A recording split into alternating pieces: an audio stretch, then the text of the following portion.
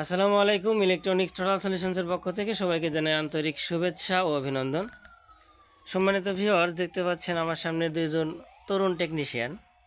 তো টেকনিশিয়ানদের আমি বেশ কিছু প্রশ্ন করব এবং আমি দেখি ওনাদের থেকে আমি কাঙ্ক্ষিত যে উত্তরটা সেটা পাই কিনা। তো টেকনিশিয়ান ভাই, আপনারা বলেন যে আমাদের সামনে যে অ্যাম্পলিফায়ারটা আছে এটার হচ্ছে ব্র্যান্ড কি? জেবিএল। জেবিএল এবং মডেল হচ্ছে সিএ 9000। জি হ্যাঁ ক্লাস তো এটা হচ্ছে এই অ্যাম্পলিফায়ারের তো বিভিন্ন ক্লাস হয়ে থাকে, বিভিন্ন টাইপ হয়ে থাকে। তো এটা কি type amplifier? Class H 3 step. Class H 3 step. হ্যাঁ ক্লাস এইচ সাধারণত কি কি ক্লাসের হয়ে থাকে? ক্লাস ক্লাস এ বি হয়ে থাকে। হুম। তারপরে প্রথমে তো সম্ভবত ক্লাস এ, ক্লাস এ, তারপরে তারপরে এ, তারপরে ক্লাস এ বি, তারপরে ক্লাস এইচ, তারপরে ক্লাস টিডি, তারপরে ক্লাস ডি, তারপরে ক্লাস আই, এতগুলা ক্লাস হয়ে থাকে। আচ্ছা, এটা হচ্ছে ক্লাস এইচ। তো এটা ক্লাস এইচ সাধারণত বিভিন্ন স্টেপে হয়ে থাকে। তো এটা কত স্টেপের ক্লাস এইচ? এটা 3 স্টেপের ক্লাস এইচ। আচ্ছা, তো স্টেপ বলতে আমরা কি বুঝি? স্টেপ বলতে বুঝি যে একটা নির্দিষ্ট ভোল্ট শেষ হয়ে গেলে যাতে আমি সংগ্রহে আরেকটি ভোল্টেজ পাই। আচ্ছা, তো এটা হচ্ছে সংগ্রহে আছে আমার 3টি ভোল্টেজ সংগ্রহে আছে। প্রথম ভোল্টেজ হাই, লো, মিড। আর প্রথম ভোল্টেজ 42, তারপরে আছে 84। প্রথম ভোল্টেজ হচ্ছে 42, যেটা আমরা ফার্স্ট স্টেপ বা লো ভোল্টেজ বলতে পারি। এরপরে মিডিয়াম মিডিয়াম 84 আছে। 42 ইন্টু 2 করলে 84। আচ্ছা আচ্ছা। তারপরে আছে 126, যেটা হাই ভোল্টেজ। আচ্ছা, তো ভোল্টেজগুলো প্রপার ওয়ার্ক করতেছে কিনা সেটা আমরা একটু দেখবো অসিলোস্কোপের মাধ্যমে। সেটাও দেখা এটা হচ্ছে আমার অডিও সিগন্যাল। অর্থাৎ 42 ভোল্টের যে সিগন্যালটা, 42 ভোল্টেজ থেকে সংগৃহীত যে অডিও ওয়েভ বা signal, audio signal low voltage থেকে অডিও সিগন্যালটা তৈরি করতেছে। আচ্ছা আচ্ছা।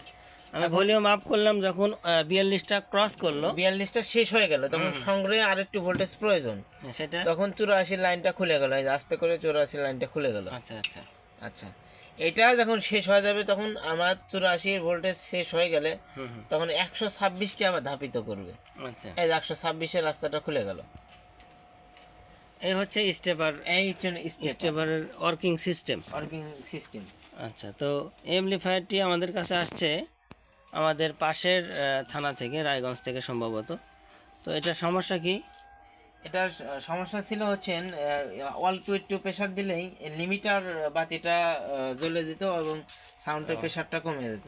এটা আলহামদুলিল্লাহ ইতিমধ্যে সমাধান করা হয়েছে। আচ্ছা, ঠিক আছে। এবং লোড আচ্ছা, তো এখন আমরা একটু আমাদের 4 ওহমে লোড দিয়ে দেখবো যে এটা থেকে 4 ওহমে কত ওয়াট আউটপুট পাওয়া যাচ্ছে, ক্লিন কত ওয়াট পাওয়া আউটপুট পাওয়া যাচ্ছে এবং পিক কত ওয়াট আউটপুট পাওয়া যাচ্ছে।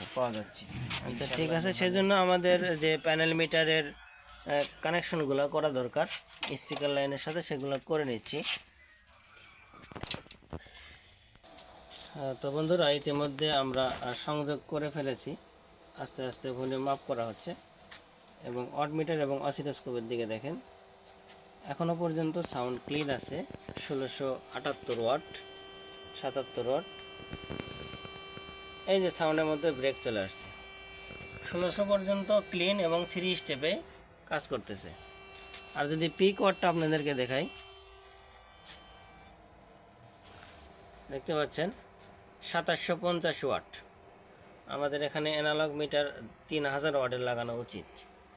সাউন্ডে ব্রেক। তো এই ছিল আজকের কাজ। আমাদের এই পার্টে দেখতে পাচ্ছেন 2680 ওয়াট। তো বন্ধুরা, এটা চেক করতে করতে হঠাৎ আলো চলে যাওয়ার কারণ হচ্ছে এখানে আমাদের মেন সুইচের ফিউজটা কেটে গেছে অতিরিক্ত লোডের কারণে। আবার লাইন চলে আসছে।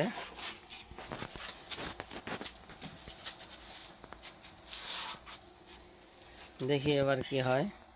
দুইটা ভলিউম একসাথে তোলা হচ্ছে। দেখতে পাচ্ছেন 2700 এখানে ইনপুট ওয়াট 7000 ওয়াট টানতেছে। 98 output voltage, 23.9, 24.2, 27 input watt 7000 something, output watt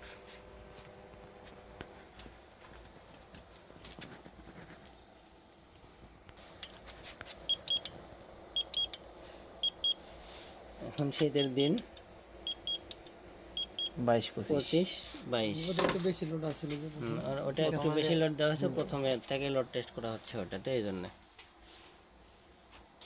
তো আশা করি বন্ধুরা আপনাদেরকে স্টেপার যে সিস্টেমটা সেটা বুঝাইতে পারছি।